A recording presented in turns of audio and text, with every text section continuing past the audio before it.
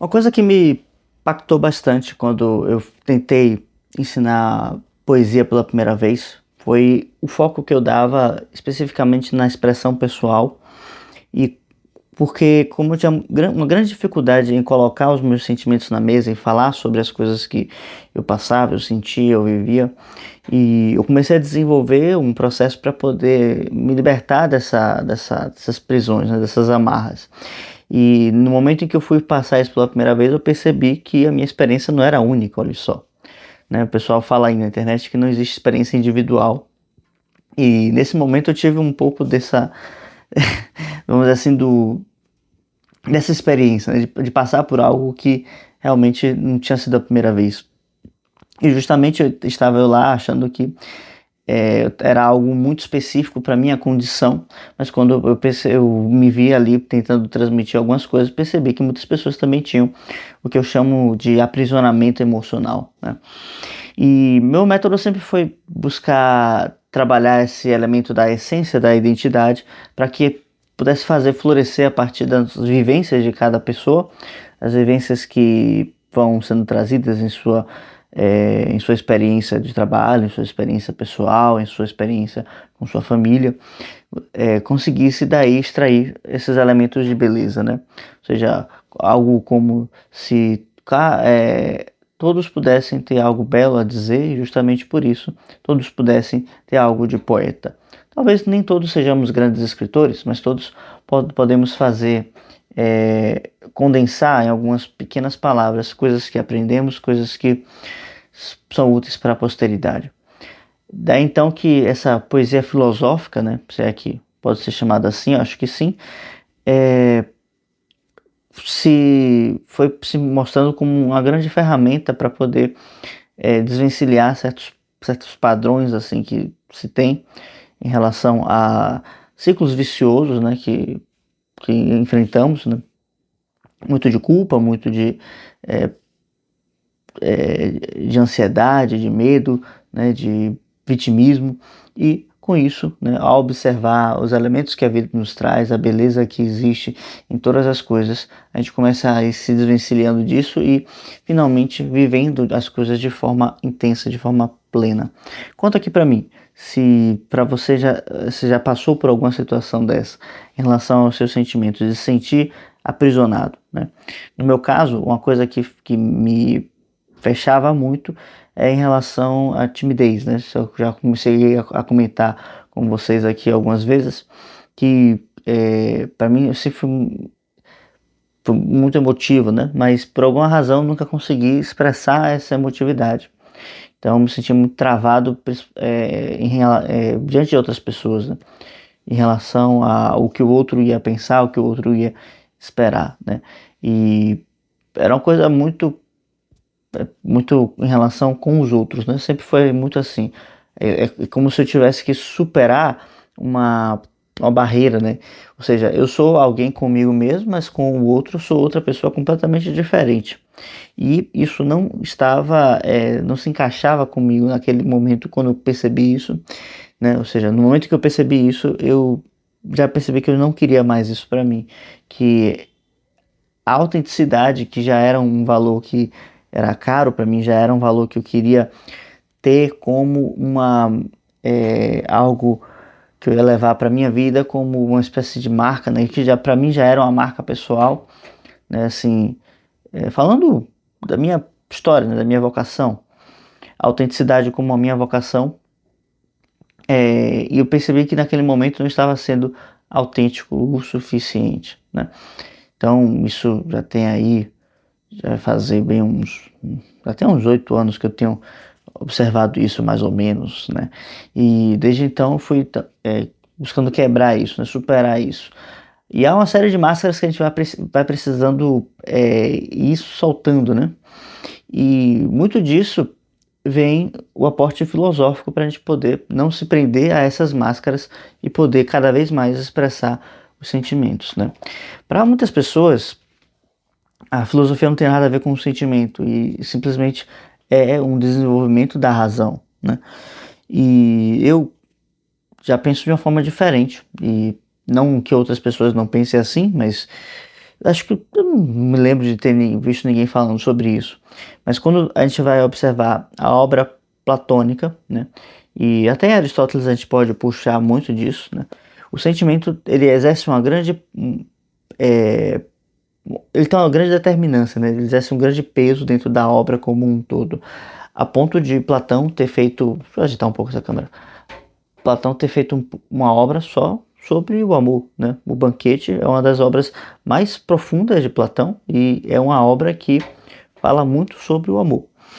E depois, né, com o tempo, a gente vai pesquisando mais, estudando mais, a gente vai percebendo que há todo um estudo em cima do que é a intuição, ou seja, essa cognição, né, esse entendimento, essa razão que entra através da nossa afeição, ou seja, dos nossos sentimentos. Então, essa educação dos sentimentos ela se torna essencial para a gente desenvolver uma filosofia capaz de desvendar a realidade, não simplesmente de falar sobre coisas as quais temos um distanciamento muito grande.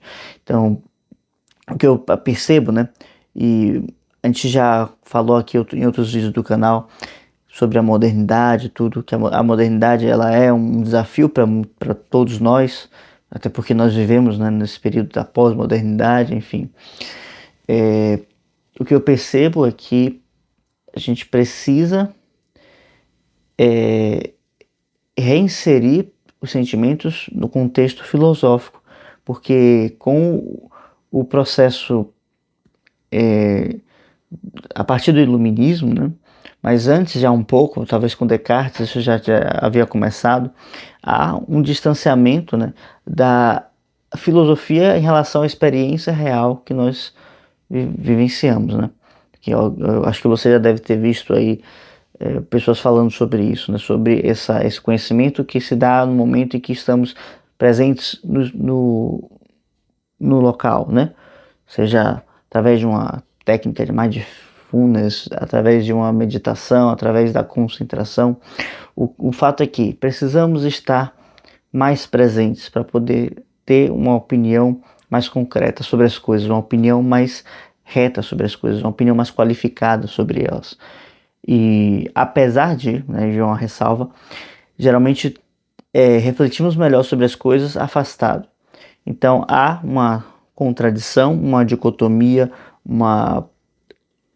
um jogo de opostos aqui, uma dialética, tá? Uma tensão dialética aqui que acontece da seguinte maneira: eu preciso cada vez mais estar presente com todo o meu ser nas coisas, com toda a minha concentração, com toda a minha presença, né?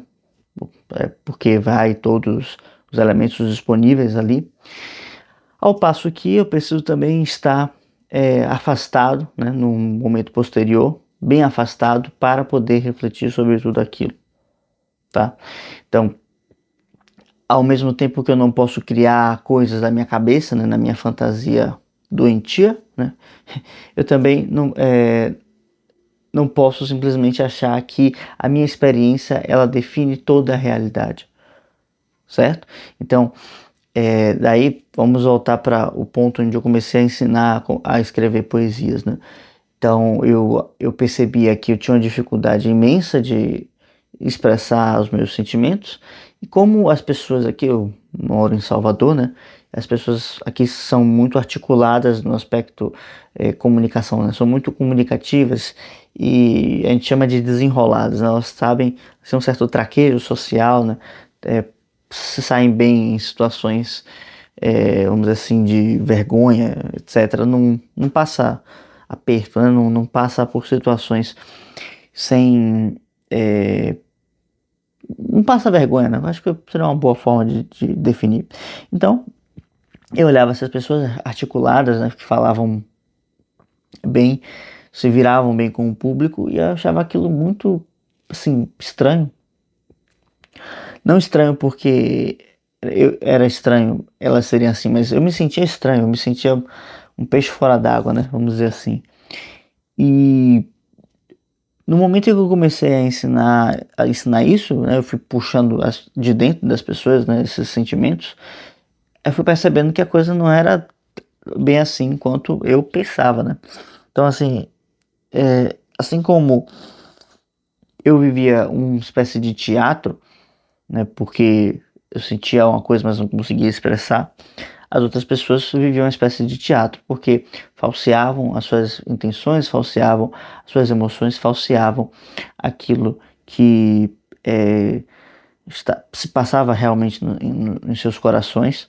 Justamente a partir disso, vivia, se vivia tudo numa espécie de grande teatro, né?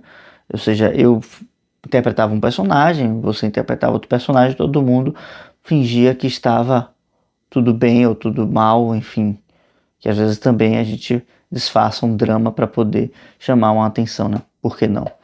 Então, desse ponto de vista, o diagnóstico que eu cheguei e percebi que precisaria desenvolver algo específico sobre isso, né? Que a princípio está aqui trabalhando a educação desses sentimentos, ou seja, a edução, né, dos sentimentos, tirar esses sentimentos de dentro, para que a gente possa tirar essas máscaras, tá? E aí, um adendo, né? Máscara vem de persona, né? Que dá origem à palavra personalidade. E justamente a máscara, ela é algo que a gente sempre utiliza, por uma série de razões que eu não venho aqui, não cabe nesse vídeo. Então, não se trata de destruir as máscaras, né? Eu te falo assim, mas na verdade isso não é possível. Porque a máscara é como se fosse uma espécie de corpo, né? Ou seja, tomamos água num copo, e a água toma a forma daquele copo, né? Então, nesse momento, o copo é a máscara da água, assim como o corpo vai ser a máscara do espírito, etc. Mas podemos tirar uma máscara e colocar outra e qualificá-la, tá? Mas enfim, isso é um tema mais amplo, mais complexo, não vem ao caso aqui. O que eu estou querendo dizer é que para que a gente possa sair dessa falsidade e realmente vivenciar as experiências através dessa presença, né? E foi um problema que eu me deparei. Justamente eu queria ensinar algo que estava mais elevado do que as pessoas conseguiriam captar, porque elas ainda estavam vivendo um processo de muita falseamento, vamos dizer assim, de muito auto-engano em relação aos seus próprios sentimentos, às suas próprias intenções. Então, para que eu pudesse passar isso, eu precisaria primeiro reduzir esses sentimentos que elas possuíam, né, que elas já tinham, mas que não tomavam a consciência de que possuíam, porque sempre vão optar pelo falseamento, muito por um hábito, muitas vezes, tá? Então, muitas vezes por uma espécie de hábito que se constitui ali, não se faz não se opta pelos sentimentos de fato, né? E, e aqui, né, nessa época eu comecei então a pesquisar sobre isso, a refletir muito sobre isso, né? E buscava também estabelecer uma definição boa para os sentimentos, né? Que até então não tinha, né? E aí aqui encontrei em Hilke, né? Ele fala dos sentimentos bons, que são aqueles que nos dão uma coesão, nos dão uma concentração, nos colocam em torno de um mesmo eixo, tá? E nos elevam, ou seja, nos unificam e elevam. Então, desse ponto de vista, o sentimento ele é a peça do nosso eixo, ou seja, o sentimento é o que dá o eixo para a personalidade, para a consciência, tá? Então, sem sentimento não há como ter eixo de consciência, ou seja, não há como ter filosofia, tá? Então, em última instância, eu cheguei então nessa conclusão. Eu pensava, bom, desenvolver o sentimento era algo que eu já tomava como algo importante, mas não percebia esse ponto, né? Que sem os sentimentos não havia como desenvolver esse eixo de consciência, porque a pessoa não guardava consigo um aspecto de fidelidade a si mesmo, porque ela falseava as suas experiências, ela falseava as suas intenções. Então, se não há essa fidelidade a si mesmo, não há a autenticidade. Logo, os sentimentos são aquilo que nos tornam mais fiéis a nós mesmos, porque nos trazem aquilo que nós temos de mais íntimo e ao mesmo tempo de mais elevado. Íntimo no sentido em que ele é o mais perto do nosso eixo de consciência, e elevado porque é aquilo que mais consegue nos alçar para voos maiores, né? Ou seja, quando a gente ama algo, quando a gente tem um sentimento por alguma coisa, quando a gente está empolgado por algo, nossa imaginação tem uma potência, uma força muito grande, tá? Quando, por exemplo, a gente está apaixonado por alguém, né? E a gente começa a fazer aqueles planos louquíssimos que nunca se realizam, né? Mas que em algum momento a gente tem a oportunidade de realizar isso, né? Então a imaginação começa a construir a realidade a qual nós vamos viver, justamente porque estamos afiançados ou buscando aquela relação através daquele sentimento.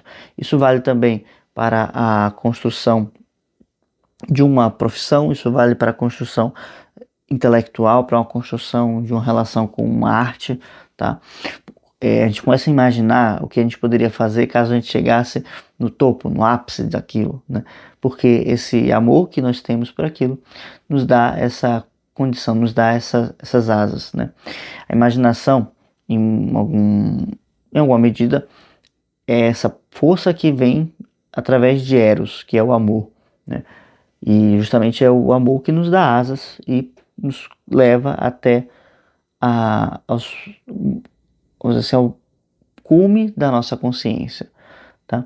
Então, né, para quem já viu a propaganda aí, né, do Red Bull, justamente tem uma relação, né, com essa figura aí do Eros, essa figura, né, de Hermes, que são figuras que estão relacionadas com essa mente que se lança até o elemento mais alto da nossa consciência, tá bem? Então, viajei um pouco aqui para trazer um pouco dessa experiência que eu tive em relação aos sentimentos, e me ocorre que sem sentimentos não existe verdadeira filosofia.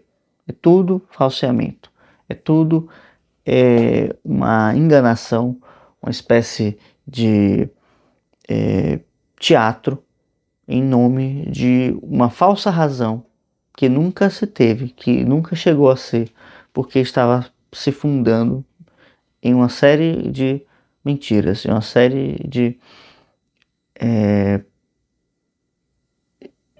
fuga da realidade, fuga da experiência real que nós tivemos. Então, acho que por hoje, né, por hoje, na verdade, estamos aqui já são meia-noite e pouquinho, estou preparando para viajar, preciso dormir, né? Então, por hoje, né, está bom, tá?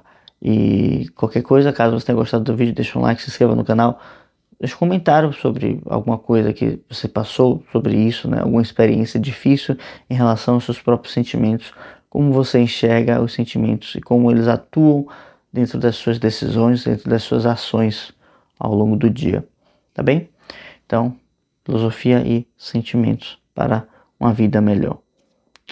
Até a próxima.